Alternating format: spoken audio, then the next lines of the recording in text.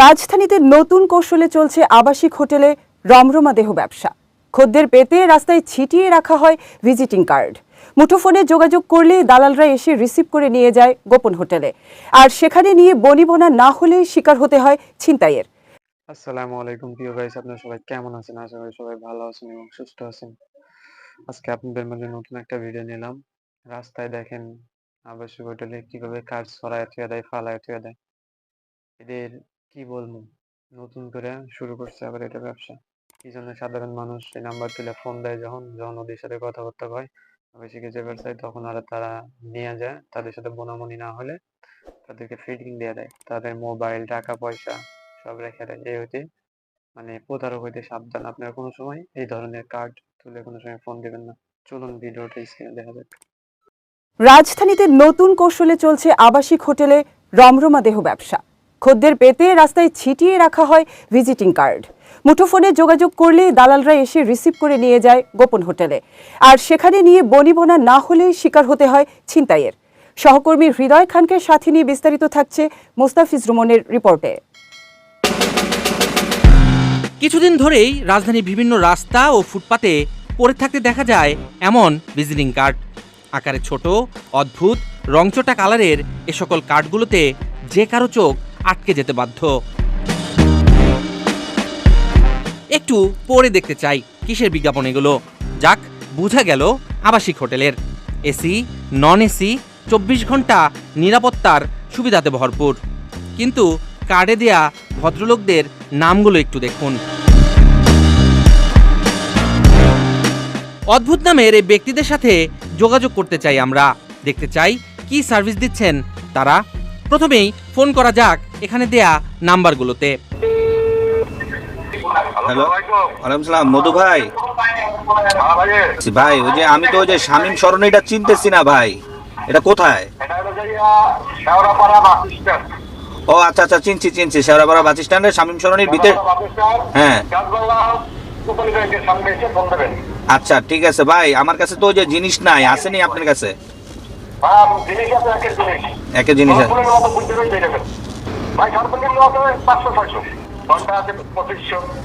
ফাহিম ভাই।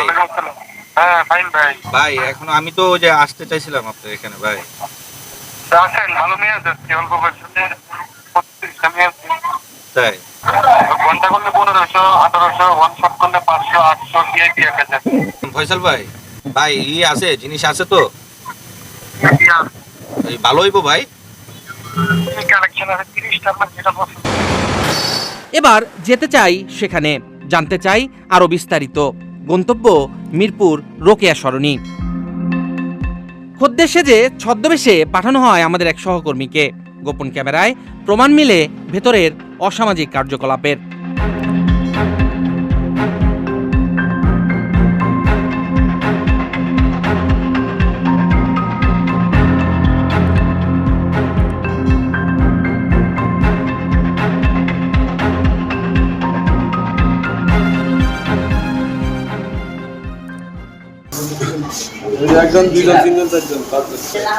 ঠিক আছে।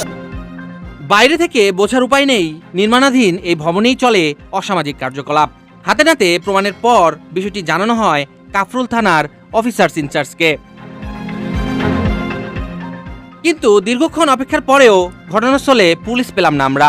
তাই এবার সরাসরি ঢুকতে চাই সেখানে, কিন্তু ক্যামেরা নিয়ে ঢুকতেই বাধার সম্মুখীন আমরা।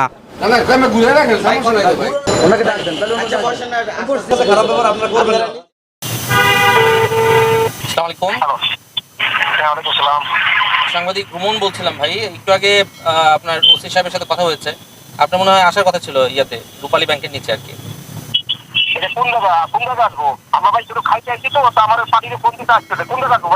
রোকেয়া সরণি রূপালী ব্যাংকের নিচে, এই যে স্টেশনের, মেট্রো স্টেশনের নিচে।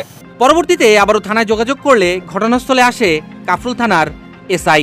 এবার পুলিশ সহ আবারও প্রবেশ করি আমরা, কিন্তু এত সময়ে গোপন পথের দরজা দিয়ে পাশের বাড়িতে সটকে পড়েছে অনেকে। না না ভাই আসলে মানে রুম থেকে কন্টাক্ট করবো আর কি, বুঝছি। ভিডিও আছে আমাদের কাছে, ওইটা দিকে আছে বড় ভাই। কতগুলো মেয়েকে দেখানো হয়েছে ঘর বাইরে তো দেখেছিলাম একজনের, তারপর চলে গেছে আর কি। কার্ডে তোমার নাম দেওয়া? জি জি মধু ভাই। ঘটনাস্থলে আসা পুলিশের আচরণটাও কেমন সন্দেহজনক। আপনারা যদি আগে কালেক্ট করে থাকেন সেটা তো ভিন্ন কথা। আগে ঠিক আছে, কিন্তু আমরা আসার পরে যা পাইলাম আমি তো এইটুকুই দেখবো। আমি আসার পরে কি পাইলাম? ঠিক আছে, আমি আসার পর যেটুকু পেলাম সেটুকু আমি আপনাকে গেট বন্ধ করে রাখছে।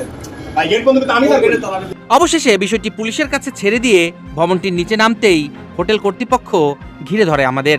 ম্যানেজ করার বৃথা চেষ্টা চালায় তারা। চা খাওয়াইলে আপনি আমার আপনার অফিসে বসে খাওয়াবেন, অফিসে দোকানে নিয়ে খাওয়াবেন, এটা কি সিস্টেম? আমরা লাঞ্চ করেও থাকবো। কি আরে না, এটা আমার পক্ষ থেকে ভাই। না ভাই প্লিজ প্লিজ, আরে না না, এটা আমার পক্ষ থেকে ভাই, ভাই না শুধু একটি দুটি নয়, খোদ রাজধানীতেই এরকম হোটেল রয়েছে হাজারের উপরে। যেসব হোটেলের বিজ্ঞাপন এমন প্রকাশ্যে দিয়েই চলছে এখন দেহ ব্যবসা। কিছু কিছু ছেলেপেলারা আসে হাঁটে আর মানে পালাতে যায়। কমেন্ট বক্সে জানাবেন ইনশাল্লাহ। আর দেখেন কিভাবে আমাদের বাংলাদেশে পুলিশে ফোন দেওয়া হলো, কিন্তু পুলিশ সঙ্গে সঙ্গে আইলো না, আসলে কি অনেকক্ষণ পরে। যারা এতক্ষণে এরা সেটিং মেটিং হয়ে সবাই পলাইছে, তখন আসছে পুলিশ। এগুলো কথা হলো, পুলিশে ফোন দেবো সঙ্গে সঙ্গে চলে যাবো। আমাদের দেশে এরকম আইন শৃঙ্খলা বাহিনী তৈরি করতে হবে। আর এরকম ভিডিও পেতে আমাদের সাথেই থাকুন, এবং আমাদের ভিডিও যদি ভালো লাগে চ্যানেলটি সাবস্ক্রাইব করে আমাদের সাপোর্ট করুন। আল্লাহ হাফিজ।